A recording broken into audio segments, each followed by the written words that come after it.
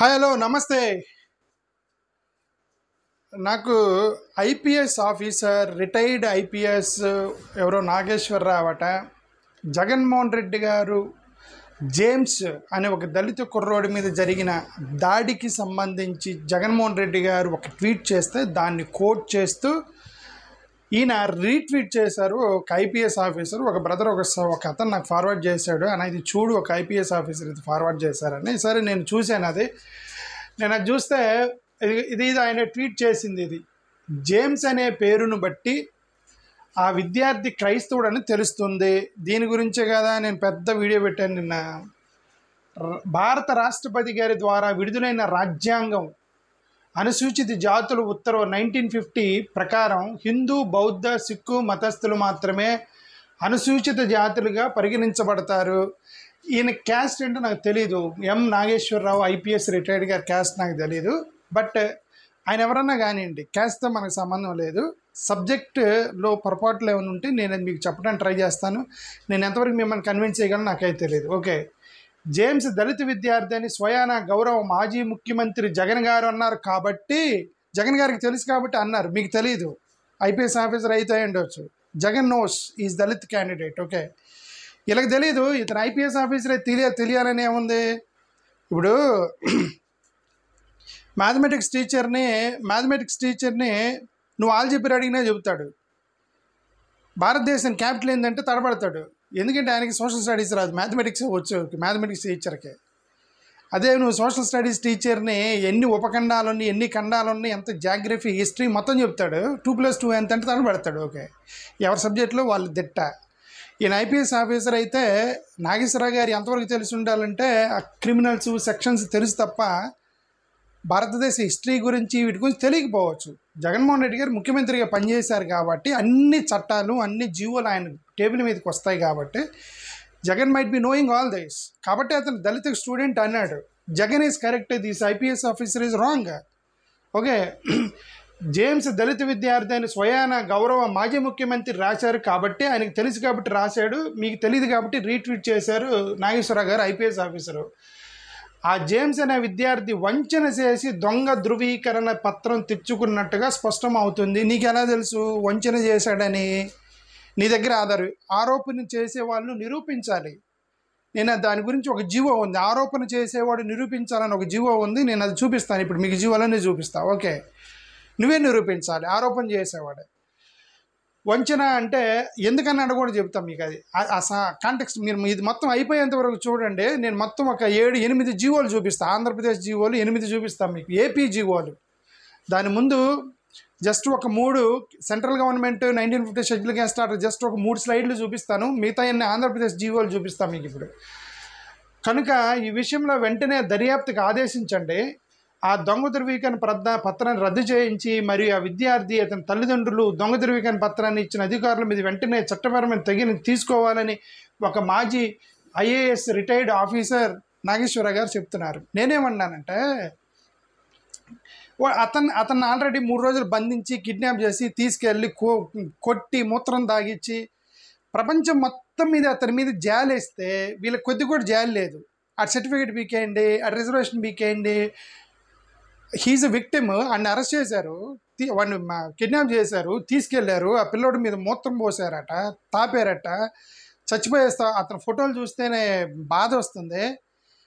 వీళ్ళు కొద్ది కూడా జాలి లేదు. ఏంటంటే ఇప్పుడు లేచిన దగ్గర నుంచి ఆ సర్టిఫికేట్లు తీసేయండి, వాడిని అరెస్ట్ చేయండి, వాడిని లోపల పెట్టేయండి, వాడిని కొట్టండి, వాడిని కర్రలు తీసుకొని కొట్టండి, కర్రలు తీసుకొని చంపేయండి.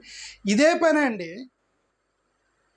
ఇవన్నీ చేస్తే మీకు మత మార్పిడి ఎలా చేస్తారండి వాళ్ళు? ఇప్పుడు దళితులు కొద్దిగా ప్రేమగా సరే సార్ వాడు పాపం వాడు పేదవాడు సార్, పూరి గుడిసెలో ఉంటాడండి, వాడిని వదిలేయండి అంటే, అర్రే అన్న నాగేశ్వరరావు అన్న చాలా మంచోడు, ఐపీఎస్ ఆఫీసర్ చాలా మంచోడు అని చెప్పి, అన్న నువ్వేం మతం అన్నా, నేను హిందూ మతం బ్రదర్ అన్న, నేను కూడా హిందూగా మారుతానని అని అంటారు. ఏది నిన్ను బట్టి అంటారు నాగేశ్వరరావు గారు.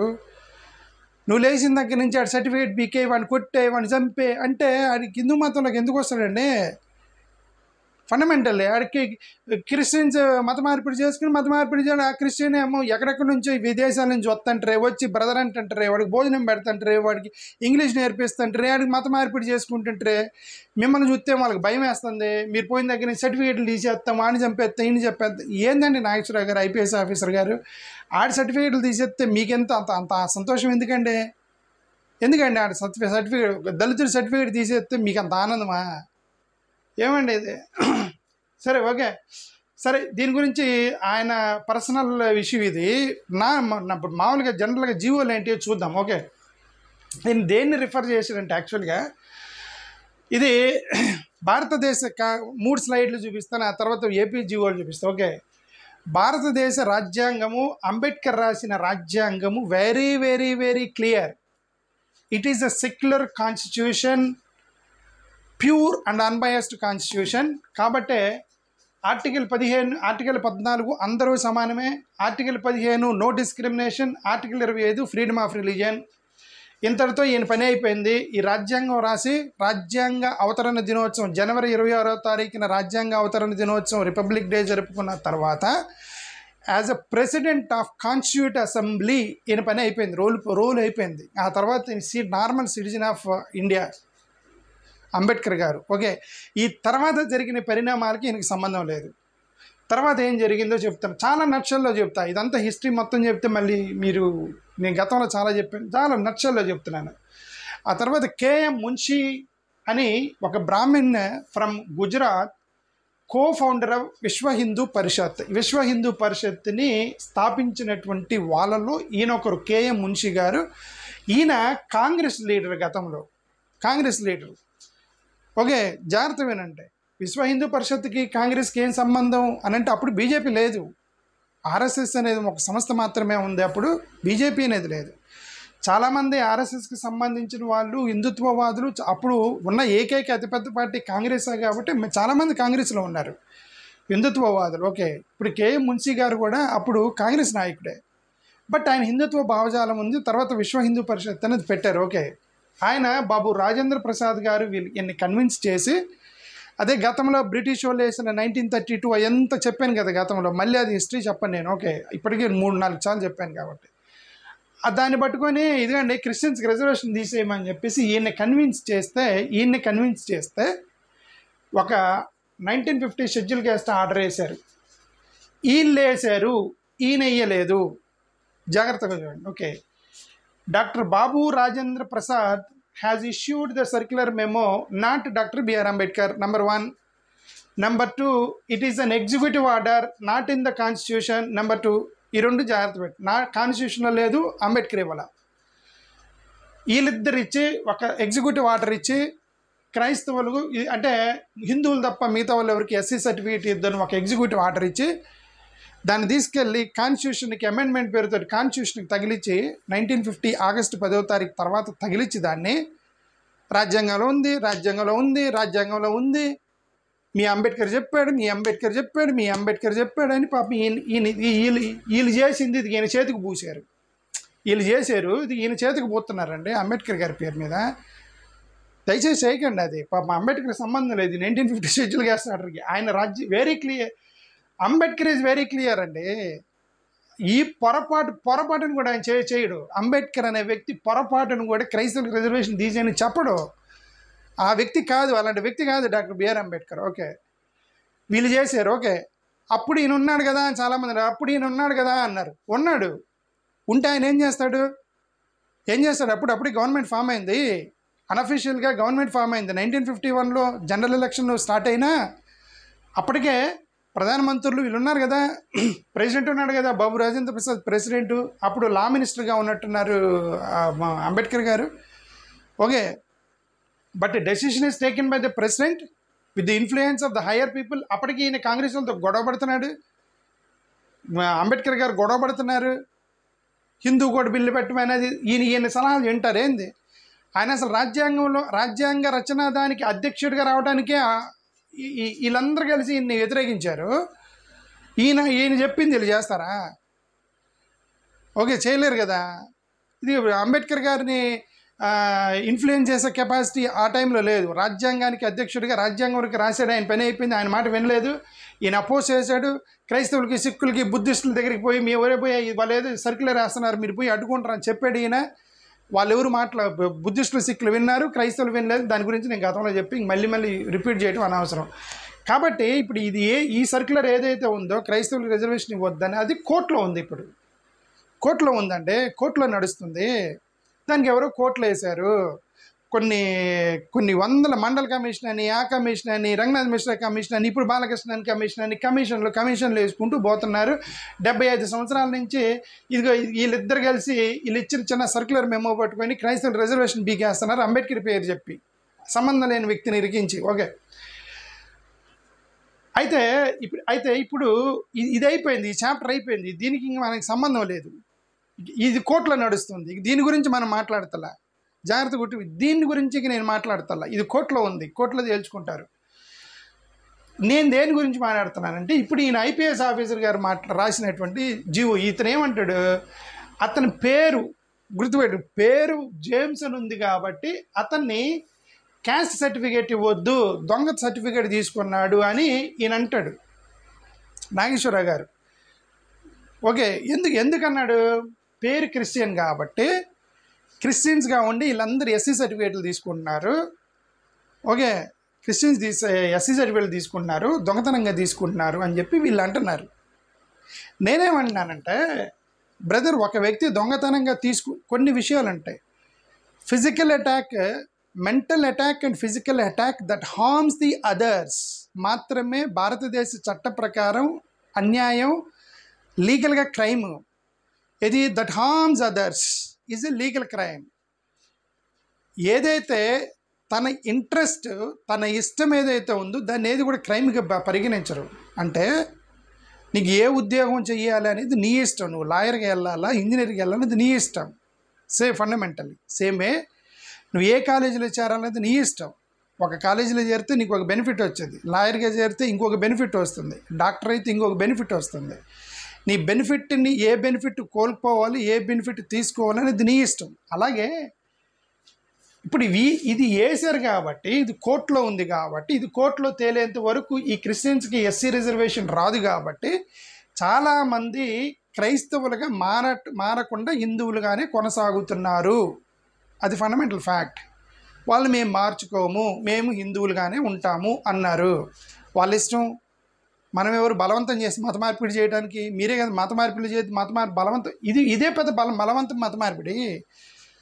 ఆ డేవిడ్ అయితేమి, బెంజమిన్ అయితేమి, జేమ్స్ అయితేమి, ఎవడైతేమి ఆడ చర్చికి పోతే, మసీదుకి పోతే, చెట్టుకి కూర్చొని నేను హిందూగానే ఉంటానప్పుడు నువ్వు ఫోర్స్ చేయలేవు. ఇది fundamental. We don't have that right to force someone to convert. మత మార్పిడి చేసుకొని ఫోర్స్ చేయలేము. భారతదేశంలో ఆర్టికల్ 15 మత స్వేచ్ఛ ఉంది.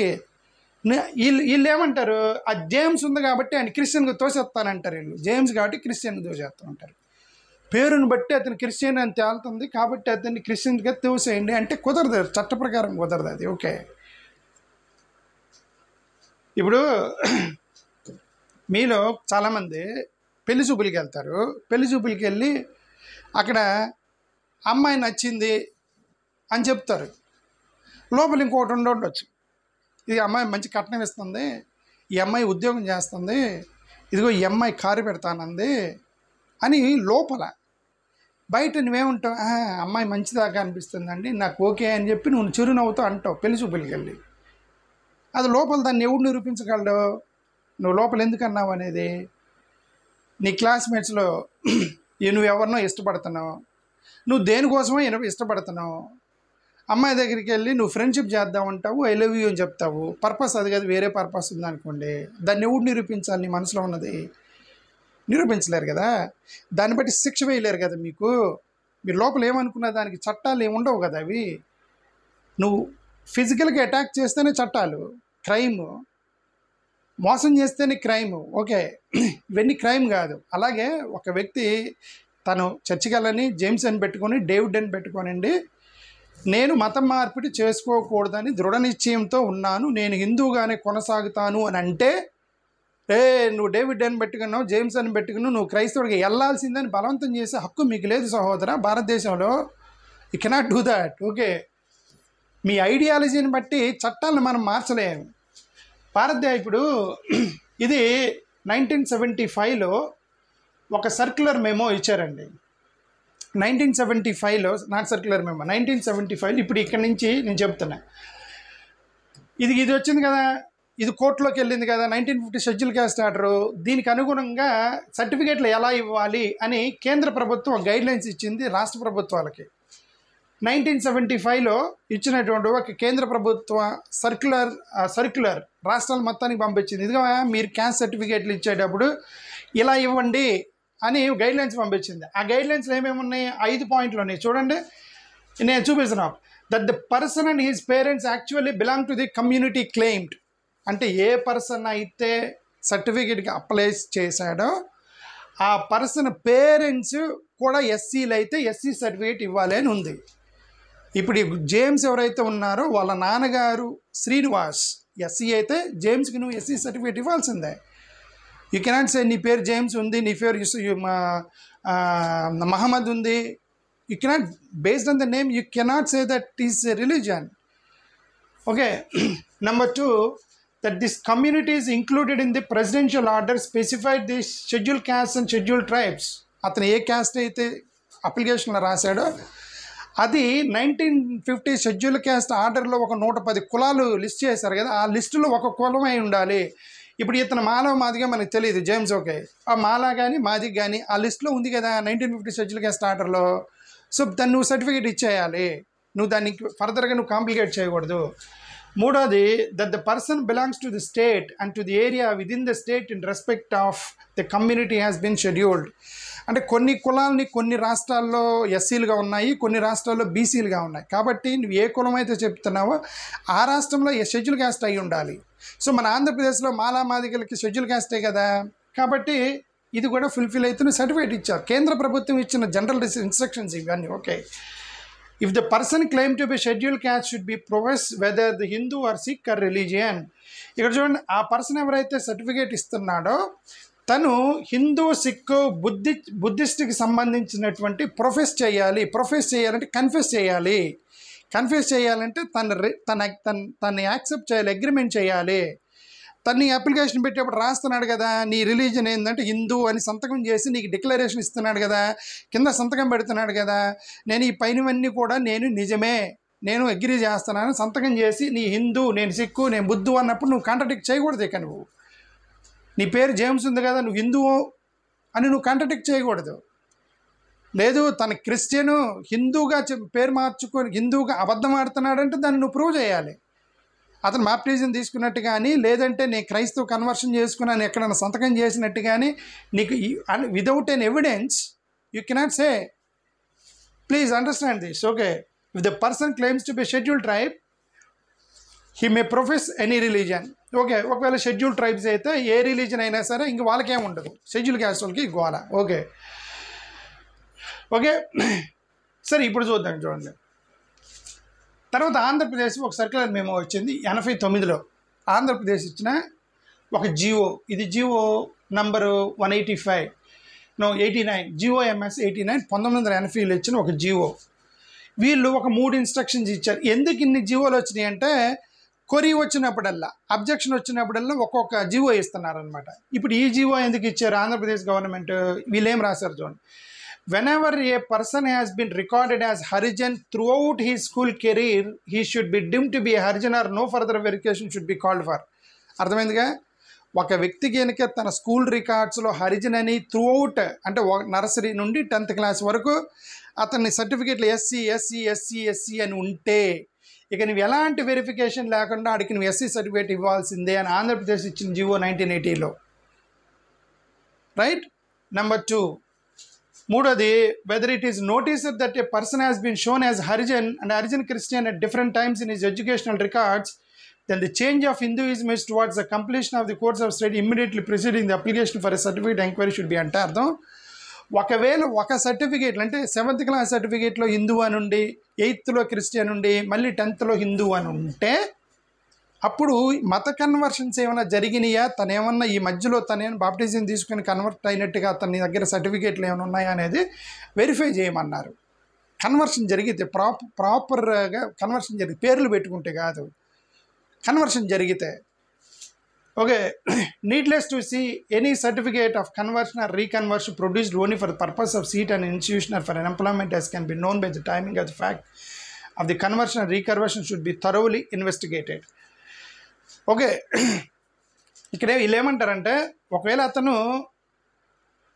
కేవలం రిజర్వేషన్స్ కోసమో లేదంటే ఒక కాలేజీలో సీటు కోసమో కనుక తన కన్వర్షన్ సర్టిఫికేట్, అంటే నేను హిందూగా మారాను లేదంటే నేను క్రిస్టియన్గా మారాను అని కనుక మీకు ఏమైనా అనుమానం వస్తే డాక్యుమెంటరీ ఎవిడెన్స్ తోటి మీరు థరోగా ఇన్వెస్టిగేషన్ చేయండి అన్నారు.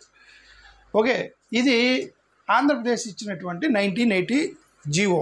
ఇంకొక జీవో ఇచ్చారు, ఇదేంటిది, ఇది 1997 GOMS 1997. వీళ్ళు ఇచ్చిన సర్క్యులర్లో చూడండి, వీళ్ళు వెరీ క్లియర్గా చెప్పారు. ఇది ఒకటి నేను ఇక్కడ చదువుతున్నా, వీళ్ళు 1997 ఇచ్చిన జీవోలు మొత్తం.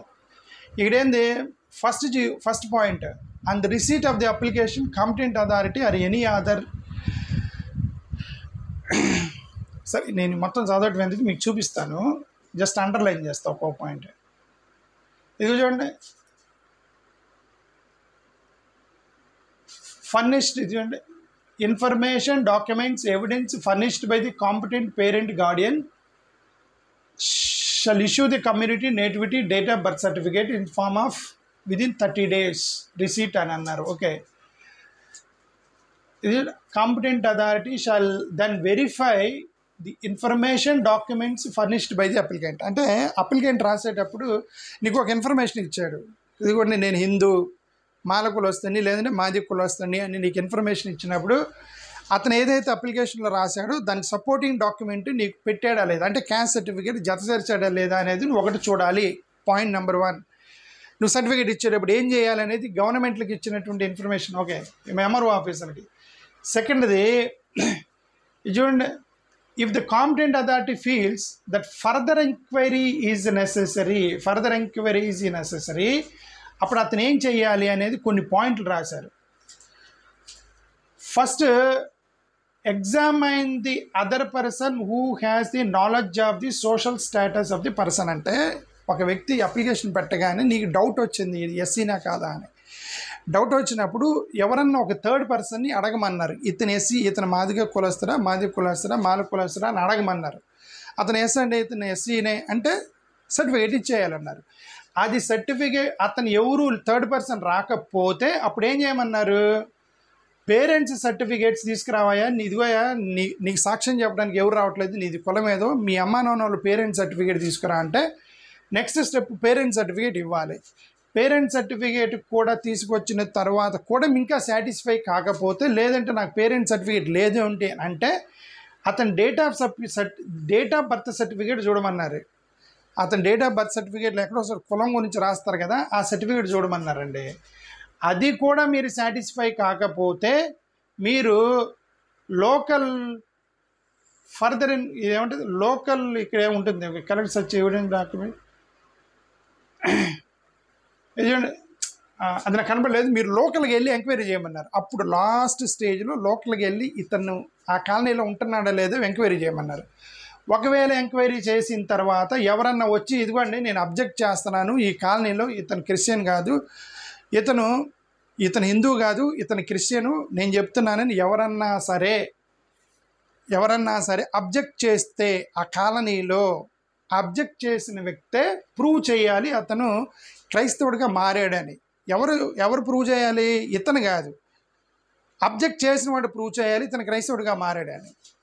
అంటే క్రైస్తవుగా మారాడు ఉంటే దానికి కోర్టు జడ్జిమెంట్లు ఏం చెప్పాయి, 2-3 చెప్పాయి ఆల్రెడీ. ఒకటే అతనికి బాప్తిజం తీసుకున్నట్టు కానీ, caste certificate and Christian marriage సంతకం చేసినట్టు కానీ, అంటే నేను క్రైస్తవుడని సంతకం చేసినటువంటి ఆ డాక్యుమెంట్ కానీ, అంటే మ్యారేజ్ సర్టిఫికేట్లు కానీ, లేదు అంటే తను ఏదైనా చర్చిలో మెంబర్షిప్ తీసుకొని ఇక నుంచి నేను క్రైస్తవుడిగా మారుతున్నాను డిక్లరేషన్ చర్చికి ఇచ్చి ఉంటాయి.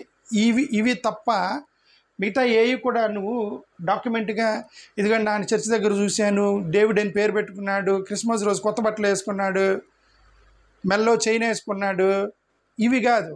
Documentary evidences of converting someone as a Christian as to prove. ఎవరు ప్రూవ్ చేయాలి? అబ్జెక్ట్ చేసిన వ్యక్తి ప్రూవ్ చేయాలంటే ఇప్పుడు ఈ ఐపీఎస్ నాగేశ్వరరావు గారు అతనికి సర్టిఫికేట్ ఇవ్వద్దన్నాడు, ఆయనే ప్రూవ్ చేయాలి. అది ఆయనే ప్రూవ్ చేయాలండి. గవర్నమెంట్కి ఏం పని, అతనికి ఏం పని? ఓకే, ఇది 1997లో వాళ్ళు ఇచ్చినటువంటి 1997 సర్క్యులర్లో ఇచ్చినటువంటి డాక్యుమెంట్స్. ఇది ఇవన్నీ చాలా రాశారు. ఓకే, ఇవన్నీ తర్వాత చూద్దాం.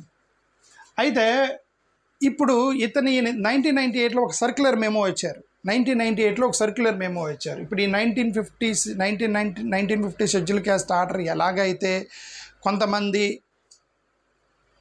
అంటే హిందుత్వవాద విశ్వ హిందూ పరిషత్కి సంబంధించిన మున్షి గారు ఎలాగైతే డాక్టర్ బాబు రాజేంద్ర ప్రసాద్ గారిని కన్విన్స్ చేసి 1950 షెడ్యూల్ క్యాస్ట్ ఆర్డర్ ఎగ్జిక్యూటివ్ ఆర్డర్లో ఎలా వచ్చిందో, ఆంధ్రప్రదేశ్లో అప్పుడు ఎవరో ఒక ప్రిన్సిపల్ సెక్రటరీని కన్విన్స్ చేసి ఒక సర్క్యులర్ మెమో పంపించారండి. ఇది జీవో సర్క్యులర్ మెమో పంపించారు.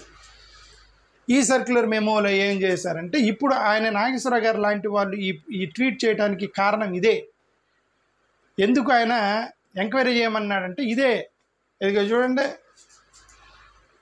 ఇక్కడ 2 విషయాలు రాశారు. Local spot enquiry, case to case basis. ఇక్కడ religious practices, festivals, religious ceremonies observed by the applicant, మీరు దాన్ని ఎంక్వైరీ చేయండి అని ఒక సర్క్యులర్ మెమో. కమాన్, మీకు ఏది వస్తే అది ఇచ్చేస్తారా సర్క్యులర్ మెమో? నేను దీన్ని తీసేయండి గవర్నమెంట్కి ఇది అన్యాయం, దుర్మార్గం సార్, అన్యాయం సార్, దుర్మార్గం సార్ అని చెప్పి కాళ్ళు చేతులు పట్టుకొని గడ్డాలు పట్టుకొని గవర్నమెంట్ చుట్టూ కాళ్ళు చెప్పులు అరిగేటట్టు తిరిగారు.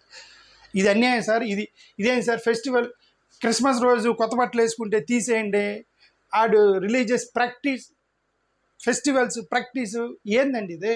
వీటన్నిటిని బట్టి నువ్వు మత నిర్ధారణ చేయమని ఎవరు మీకు సర్క్యులర్ ఇవ్వమంది?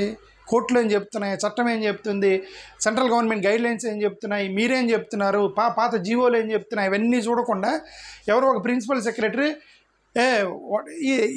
అంతా క్రిస్టియన్స్ చాలామంది, వీళ్ళందరూ క్రిస్టియన్స్ అనండి, ఎస్సీ రిజర్వేషన్ కోసం హిందూ అని పెట్టుకుంటున్నారు, పోయి ఎంక్వైరీ చేయండి. అరే తీసిపడేంట్రా, ఎక్కువ మంది అయిపోయారు, తలకాయ ఇదంతా లోపల గ్రజ్జి నుంచి వచ్చింది. అదంతా చట్టానికి గ్రజ్జి, కోపం, ఆవేశం, ద్వేషం, చట్టాలు పనిచేయవండి. నువ్వు పట్టుకుంటారే, నువ్వు ఎందుకురా చర్చికి వెళ్తున్నావు, క్రిస్మస్ రోజు కేక్ కట్ చేసావు, బట్ నువ్వు ఎస్సీ సర్టిఫికేట్ అని రాస్తావు, నువ్వు క్రిస్టియన్. నా ఇష్టమయ్యా, నేను క్రిస్మస్ రోజు నీ కేక్ కట్ చేశాను, కొత్త బట్టలు వేసుకున్నాను, చర్చికి కూడా పోయాను, కానీ నేను హిందూగానే ఉంటానంటే నువ్వెవడండి బలవంతంగా అండి హిందూ మతం మార్చడానికి? ఇది మత మార్పిడి అండి. పాస్టర్లు చేసేది మత మార్పిడి కాదు, ఇది వీళ్ళు చేస్తున్నారు, వీళ్ళు మత మార్పిడిలు చేస్తున్నారు వీళ్ళని. ఇప్పుడు ఆ James Hindi SC schedule caste Hindu అని రాస్తే, ఇది కానీ ఐఏఎస్ ఆఫీసర్ అది వాడు సర్టిఫికేట్ తీసేసి క్రిస్టియన్గా మార్చండి అన్నాడు. అయితే ఈతను చేసేది మత మార్పిడి, ఐఏఎస్ ఆఫీసర్ చేసేది. ఓకే సరే, నేను గతంలోనే చెప్పాను, అవునా అతను నిజంగా క్రిస్టియన్ ప్రాక్టీస్ చేస్తున్నాడు, చర్చికి వెళ్తున్నాడు, అంతా చేస్తున్నాడు, కానీ తను మతం మార్చుకోవడం ఇష్టం లేదంటే నువ్వు బలవంతం చేయకూడదు. ఎందుకు చేయటం? నాకు లేదండి నాకు హిందూ మతం అంటే ఇష్టం అండి, నేను హిందూ మతంలోనే ఉంటాను, నేను మార్చుకోను, బట్ నేను చర్చికి వెళ్తాను అంటే ఏంటి ప్రాబ్లం? మనం ప్రూవ్ చేయలేమండి. ఒక వ్యక్తి యొక్క స్వేచ్ఛని మనం హరించలేము. వ్యక్తి యొక్క స్వేచ్ఛని మీరు హరించలేరు, హరించకూడదు కూడా భారత రాజ్యాంగం ప్రకారం. తను కన్వర్ట్ చేసుకుంటే కన్వర్ట్ చేసుకొని ఇవ్వాలి, తను నాకు ఇష్టం లేదంటే వదిలేయాలి. నేను కన్వర్ట్ చేసుకోను అంటే వదిలేయాలి అతను, అంతే. నేను హిందూగా ఉంటాను, వదిలేయాలి. బట్ నువ్వు రెస్ట్రిక్షన్ పెట్టకూడదు, నువ్వు చర్చికి వెళ్ళకూడదు, చెట్టు ఎక్కి కూర్చోకూడదు అంటే మనం ఏం చెప్పడానికి? ఆర్టికల్ 15 ఏం చెప్తుంది? Article 19 freedom of expression, article 21 ఏం చెప్తుంది? ఆర్టికల్ 21 నువ్వెవరిని నిర్బంధించకూడదు అంటే, ఒక రూమ్లో పెట్టి గదిలో నిర్బంధించకూడదు, పోలీసులు ముందుగానే తీసుకెళ్ళి అరెస్ట్ చేయకూడదని ఒక ఆర్టికల్ 21 ఒక నిర్బంధం చేయకూడదని క్లాజ్ ఉంటుంది. దాన్ని సుప్రీంకోర్టులో ఏం చెప్పాయి? ఒక వ్యక్తిని నువ్వు అక్కడికి వెళ్ళకూడదు, ఇక్కడికి వెళ్ళక నిర్బంధించడం కూడా ఆర్టికల్ 21 వరకు వైలేషన్ అని చెప్పింది. అది మనం చెప్పకూడదు. నువ్వు చర్చికి వెళ్ళకూడదు, చెట్టుకి కూర్చోకూడదు, చింతకాయలు పోయకూడదు అని మనం చెప్పకూడదు. ఇవన్నీ తనకిష్టం, ఎక్కడైనా పోవచ్చు, ఎక్కడైనా చేయవచ్చు. మత మార్పిడి చేసుకోవాలా లేదని తన ఇష్టం. అది నాగేశ్వరరావు గారు లాంటి వాళ్ళు ఇట్లా ట్వీట్ చేసి ఇప్పుడు ఇదంతా తెలియకుండా, ఇదిగోండి అతని పేరుని బట్టి అతను దొంగ క్రిస్టియన్ లాగా ఉన్నాడు, వాళ్ళ అమ్మ మీద, వాళ్ళ నాన్న మీద, వాళ్ళ తాత మీద కేసులు పెట్టని చెప్పి ఈయన నాగేశ్వరరావు గారు ఈ విధంగా పెట్టుకొని పోతే ఇంకెవరు మిగులుతారండి కాలనీల్లో? అందరు చర్చిలకు వెళ్తున్నారు, ఎవరు మిగలరు. సరే పోనీ ఓ పని చేయండి, మీదే కదా ప్రభుత్వం, సెంట్రల్ గవర్నమెంట్లో చట్టం చేయండి. మనకి భారత రాజ్యాంగం ప్రకారం సెంట్రల్ గవర్నమెంట్లో చట్టం చేయొచ్చు అని ఉంది కదా. సెంట్రల్ గవర్నమెంట్లో మీరు అక్కడ బిల్లు పెట్టండి, సెంట్రల్ గవర్నమెంట్ చట్టాలు మార్చేయండి, ఆర్టికల్ 15 లేసేయండి, ఆర్టికల్ 14 తీసేయండి. అందరూ సమానం కాదు. భారతదేశంలో ఆర్టికల్ 14 అనే ఫండమెంటల్ రైట్ని మేము తీసేస్తున్నాము అని బిల్లు పెట్టి అక్కడ ఆర్టికల్ 15 వివక్ష చూపిస్తాము బిల్లు పెట్టి అక్కడ ఆర్టికల్ 25 మత స్వేచ్ఛ లేదు బిల్లు పెట్టి అక్కడ అవన్నీ లేకుండా ఆర్టికల్ 21 మేము చెప్పిన వాళ్ళకే మీరు సర్టిఫికేట్లు ఇవ్వాలి, మేము చెప్పిన సర్టిఫికేట్ అది మార్చు, అవన్నీ తీసేసి ఇక్కడ మీకు అనిపించిన దాని మీద మీరు ఎన్ని ట్వీట్లు పెట్టుకొని దీన్ని బట్టి పోలీసులు యాక్ట్ చేసి కొంతమంది జడ్జిలు కూడా కామెంట్ చేస్తున్నారు. కొంతమంది జడ్జిలు కూడా కామెంట్ చేస్తున్నారు ఏమనే, వీడు క్రిస్టియన్, వీడు కావాలని హిందూ మతంలో ఉన్నాడు రిజర్వేషన్ కోసమేనంటే, కావాలి రిజర్వేషన్ కోసమే ఉన్నాడేమోనండి, రిజర్వేషన్ కోసమే అతను హిందూ మతంలో ఉన్నాడు అనుకోండి. మీరెలాగా కట్నం కోసం ఒక అమ్మాయిని పెళ్లి చేసుకున్నట్టు, ఎక్కువ జీతం వస్తుందని ఒక జాబ్లోకి వెళ్ళినట్టు, లేదంటే ఎక్కువగా మైలేజ్ వచ్చిద్దని ఒక బైక్ కొన్నట్టు, వాడికి కూడా రిజర్వేషన్ కోసం హిందూ మతంలో ఉన్నాడు, తప్పేం కాదు కదా, వాడి చాయిస్ కదా అది. Who are you to suppress his choice, is fundamental choice కదా. ఓకే, అది కరెక్ట్ కాదు.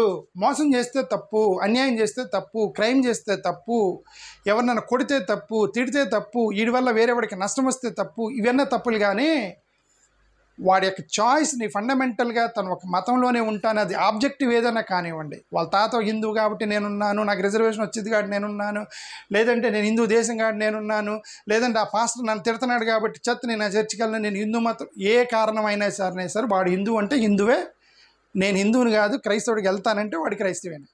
అదేం తప్ప మీరు ఎవరు కూడా బలవంతం చేసి సర్టిఫికేట్లు బీగటానికి లేదు. ఆ జేమ్స్కి మీరు బలవంతంగా సర్టిఫికేట్ బీగుతాము, ఎస్సీ సర్టిఫికేట్ పీకుతామంటే అది కుదరదు చట్టం ప్రకారం. మీకు ఫైనల్గా ఐఎమ్ క్లోజింగ్ దిస్, ఫైనల్లీ ఒక్క చిన్న కొన్ని చూపిస్తాను మెయిల్లో, then I will close this. మెయిల్లో కొన్ని సుప్రీంకోర్టు ఆర్డర్లు ఉన్నాయి, ఇవన్నీ కూడా ఇది 1998 మెమో, ఇది తప్పు చేశారు ఇది అంతా అని చెప్పి నేను గవర్నమెంట్ తిరిగి నా ప్రాణం పోయింది జగన్మోహన్ రెడ్డి గారి ప్రభుత్వంలో. ఇది కొన్ని మీకు చూపిస్తున్నాను, ఇవి చూడండి. Affinity test cannot be the litmus test to decide caste claim. Okay, affinity test అంటే ఏంటి? ఎఫినిటీ టెస్ట్ అంటే what does it mean by affinity test? Litmus test, okay, నేను దాని గురించి స్టడీ చేసి చెప్తా, but there is some judgement on this. Okay, ఇది కూడా ఎఫినిటీ టెస్ట్ గురించి మాట్లాడుతున్నా. ఇది చూడండి, సుప్రీంకోర్టు సేస్, ఇక్కడ రాశాడు ఎఫినిటీ టెస్ట్ అంటే. Supreme Court of India Friday delivered its ruling when it held that affinity test is not litmus to decide caste name, is not essential part of the process of the determination of the correctness. 3-judge bench of ఇదంతా కూడా ఇదే మాట్లాడుతున్నా. చూద్దాం affinity test అంటే కూడా చూద్దాం. Page not found. So ఇదంతా affinity గూగుల్లో చూద్దాం, what is affinity test.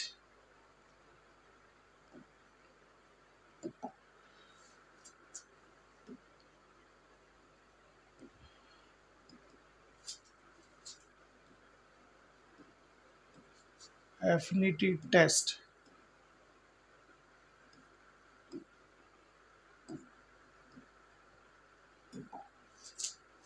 Affinity test manages the study and preparation of the report by authorities and caste tribe claims based on the particular anthropological, ethnical traits, sorry. Yeah, మంచి పని చేశాను. ఇది గూగుల్లోకి వచ్చి ఇక్కడ మీకు 1997 దాంట్లో ఇచ్చిన జీవోలో ఈ ఎఫినిటీ టెస్ట్ అనేది ట్రైబల్స్కి చేయమని ఉంది. ట్రైబల్స్కి, షెడ్యూల్ క్యాస్ట్ వాళ్ళకి కాదు. మీకు అది చూద్దాం ఇప్పుడు, అది ఒకసారి మళ్ళీ ఇంకొకసారి బ్యాక్కి వెళ్ళి కొద్దిగా ఎక్కువైనా సరే ఉండండి, నాకు ఇది గూగుల్లో వచ్చి చూసి నాకు గుర్తొచ్చింది అది. ఓకే,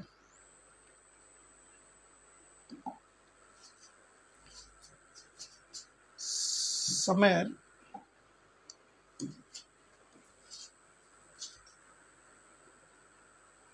ఇది చూడండి, ఇక్కడ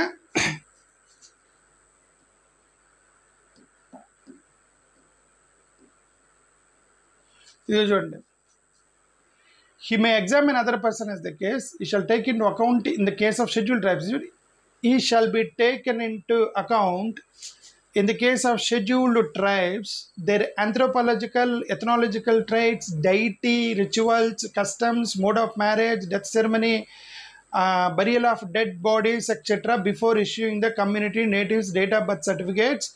The competent authority shall have power to call to further information. దేంట్లో దేనికి? In case of scheduled tribes, in case of scheduled tribes, not scheduled castes. ఎందుకు ఎఫినిటీ టెస్ట్ ఏమన్నారు? షెడ్యూల్డ్ క్యాస్ట్ల కంటే, షెడ్యూల్డ్ ట్రైబ్స్ కంటే, ట్రైబ్స్ అనేవాళ్ళు డిఫరెంట్ ట్రైబ్స్ ఉన్నాయి. ఒక ట్రైబ్కి ఒక ట్రైబ్కి సంబంధాలు, తండాల్లో డిఫరెంట్ వ్యక్తులు ఉన్నప్పుడు వాళ్ళందరికీ కూడా తండాల్లో రకరకాల వ్యక్తులు ఉన్నారు.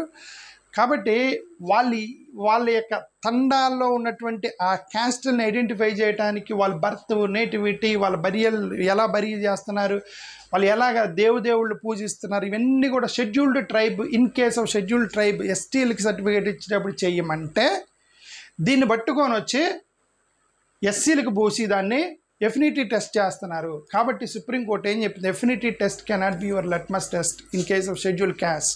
గవర్నమెంట్ చాలా క్లియర్గా సుప్రీంకోర్టు చెప్పింది, షెడ్యూల్ క్యాస్ట్ వాళ్ళకి మీరు తను ఇచ్చినటువంటి ఆ డాక్యుమెంట్స్ ఎవిడెన్సే తప్ప ఎఫినిటీ టెస్ట్ ద్వారా మీరు అతని సర్టిఫికేట్ ఇవ్వకూడదు. అంటే ఫెస్టివల్స్ ఏం చేస్తున్నారు, తాతలు ముత్తాతలు ఎలాంటి ఆచారాలు, ఇవన్నిటిని బట్టి నువ్వు సర్టిఫికేట్ ఇవ్వడానికి లేదని చెప్పింది అది ఎఫినిటీ టెస్ట్. థ్యాంక్ యూ, నమస్కారం.